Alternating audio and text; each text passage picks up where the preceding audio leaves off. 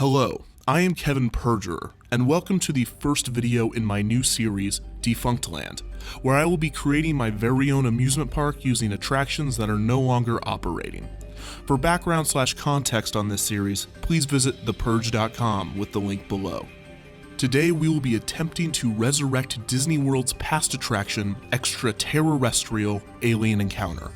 This show, found exclusively in Magic Kingdom's Tomorrowland from 1994 to 2003, has a long and fascinating backstory, so let's get right into it. When Michael Eisner became the CEO of Disney in 1984, he wanted to be more personal than the company's past executives. He attempted to do this by beginning his transition with a tour of Disney's parks. He invited his teenage son, Breck, to come along with him. After a tour of Disneyland, Breck expressed the sentiment that the park lacked a cool factor. This worried Eisner, and he began conducting exit surveys to determine if the parks were failing teenagers. The consensus was that Disney lacked thrill rides, but instead of going the typical approach of adding roller coasters, he decided that he wanted to add exciting and intense shows to the parks. This is when the George Lucas that everyone loves, not the George Lucas that everyone hates, entered the picture. He began collaborating with Eisner to add attractions like Star Tours and the Indiana Jones Stunt Spectacular. This gave Eisner the idea to incorporate another sci-fi movie into the parks, Ridley Scott's Alien. Because I know when I think of Disney, I think of this.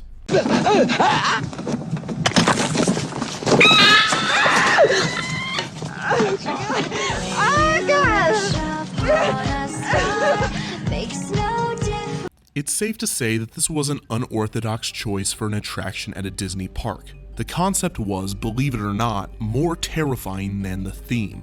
The Alien ride was to be like Buzz Lightyear's Space Ranger spin, but instead of shooting laser beams at Zurg, you're in pitch black darkness shooting shotguns at murderous aliens. The head Imagineers were appalled by the idea, and they convinced Eisner that this would be a horrific addition to Tomorrowland.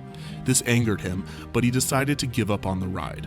However, a small group of young Imagineers weren't ready to let the idea go, and they found a solid excuse to pitch it again. An attraction called Mission to Mars was in dire need of retooling. Mission to Mars opened in 1975, replacing the similar attraction Flight to the Moon. Flight to the Moon, originally named Rocket to the Moon, was one of the original Disneyland attractions, and all three variations of the show were very basic.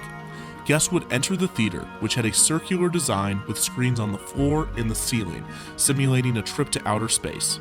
By the 1990s, it was viewed by guests as quite boring. The new Imagineers hoped that they could replace Mission to Mars with a show starring Xenomorph, the alien from Alien.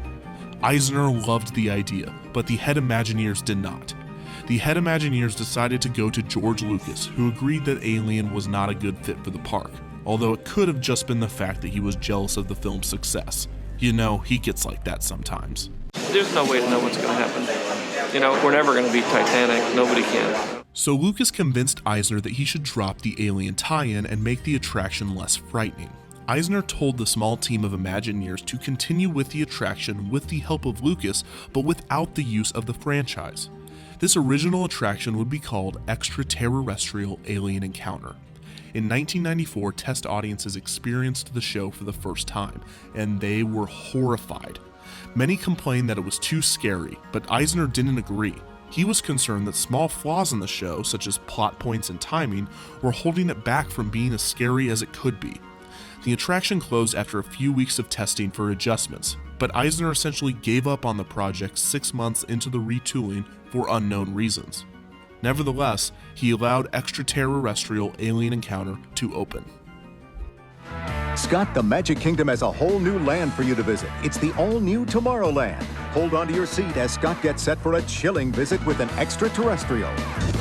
Fear not, people of the future. We are simply visitors from your past. We are friendly, hi, and we come looking for scary attractions. We do. I miss when Disney World promos were hosted by drunk dads instead of annoying kids. Hi, where are you from? London, England. All right, so you are an alien. Yes. Man, this guy is trashed. I know you're all a little nervous, but I'm sure there's nothing to worry about. No! It's all right, so just part of the chair.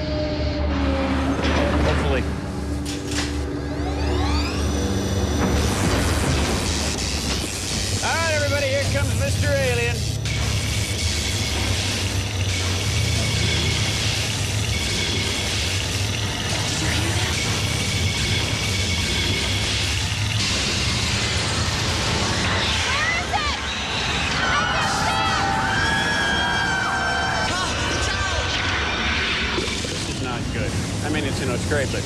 It's not good. There's something loose in here.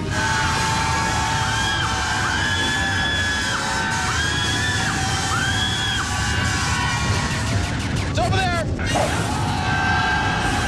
Sorry, it's over there. No, I'm not going to tell you what happened. But you don't want to miss it, because it's not going to miss you. Anybody seen my shoe? So the attraction was broken into 3 parts. Guests enter the Tomorrowland Interplanetary Convention Center, greeted by a video showcasing some upcoming showcases at the center. These are quite humorous. Mission to Mars, History or Hoax, referencing the previous attraction Mission to Mars while also taking a shot at NASA truthers. Championship Pet Show, with the tagline, because when it comes to your space pet, what goes down must not come up. And the Walt Disney Company's Pan-Galactic Stockholders Meeting. Then XS Tech is introduced as the current holder of the convention space. The video has an introduction by the company's president, L.C. Clench, portrayed by Jeffrey Jones. That detail becomes quite important later. After all, if something can't be done with excess, then it shouldn't be done at all. This video is quite eerie, and white noise is pumped into the room to add to the effect. The next area is a demo hosted by a robot named Sir, short for Simulated Intelligence Robotic. He shows the audience an example of XS Tech's teleportation technology, the focus of the main show they are about to see. No, you may not get out. You're our lucky volunteer. During the 6 months in between the soft open and the grand opening, some parts of the pre-show were tweaked to be more sinister in an attempt to scare children away before the real horror. This is most likely done in this section. Sir decides to test the technology on a cute alien named Skippy. Sir tells Skippy that he is going to teleport him across the room. This has some pretty gruesome results. Phase 1 of the process has begun. Disintegration into molecular components. And here's the little skipper now. Oh, shut up, Scruffy. You're not burned, you've just got a healthy glow. Now comes time for the main show, which is difficult to describe. Special restraints were added to the Mission to Mars seats that enhance the experience. The restraints lower and a video begins on the screen attached to the walls around the room. 2 XS Tech employees begin to introduce the demonstration, but are interrupted by Clench, still voiced by Jeffrey Jones, still important later, who claims that he doesn't want to teleport someone in the audience, but instead himself. Yes, very. Hello, everyone. I recalculated our plan. You see, if we bring one of you here, well, just get to meet one of you. However, if I'm teleported to Earth, I can meet all of you, shake each hand, and personally answer all your questions about the wonders of excess. I'll be with you in just a moment. Prepare yourselves for an unforgettable encounter. During the process, however, a mistake is made, and an alien from a foreign planet is transported into the room instead. The alien breaks out of the teleportation tube, and the power surge causes the lights to go black. Certain special effects enhance the attraction's experience. For one, each chair has surrounded sound speakers that assist in visualizing the location of the alien in the dark. Also, water is misted on the audience to simulate the creature's saliva, or excess blood, as he eats the employees. The final main show has some more changes that weren't in the original version. For instance, many audiences didn't realize that the alien had the ability to fly, so dialogue was added to make it more clear. Spinlock, since when does Clench have wings? Wink. Also, Eisner noticed that the audience was screaming over integral plot details, so the ride's pace was changed and this line was added. People of Earth, quiet! Listen to me, please! Don't scream!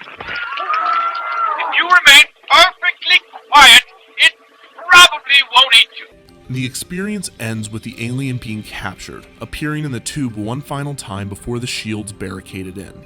The house lights come on and guests exit the area. And that was Extraterrestrial Alien Encounter. So what is there now? Well, in 2004, it was replaced by Stitch's Great Escape, essentially a kid-friendly version of Alien Encounter. Instead of the alien licking you and eating people, Stitch burps in your face. Many fans of Alien Encounter despised this ride, and it never became truly popular among anyone. In fact, in September 2016, it was announced that the attraction would become seasonal only, as opposed to daily as it had been for 12 years. So why was it closed? Well, no one really knows, but there are some good guesses out there. Most obviously, the experience was absolutely terrifying, and many guests complained that it was inappropriate for the Magic Kingdom. Also, Lilo and Stitch was a huge hit in 2002, so the change makes sense from a marketing standpoint when you consider that Alien Encounter didn't have a movie tie-in, and there had recently been a welcome addition of a cartoon alien to Disney's character lineup. Perhaps the most interesting reason for its closure is Jeffrey Jones. Yes, now that is important. He stars in the footage throughout the attraction as Clench. In 2002, 1 year before Alien Encounter's closure, Jones was arrested for child pornography and luring and photographing an underage boy. This is a huge no-no for Disney. They don't like to be involved with sex offenders, and I don't blame them. This is speculated as one of the reasons Alien Encounter was nixed. So that is the history of Extraterrestrial Alien Encounter. Click on the link below if you're interested in learning where the remains of Alien Encounter are today, how I'm going to get them back, and where I will place it in Defunctland. Otherwise, thank you for watching, and don't forget to comment, share, and subscribe.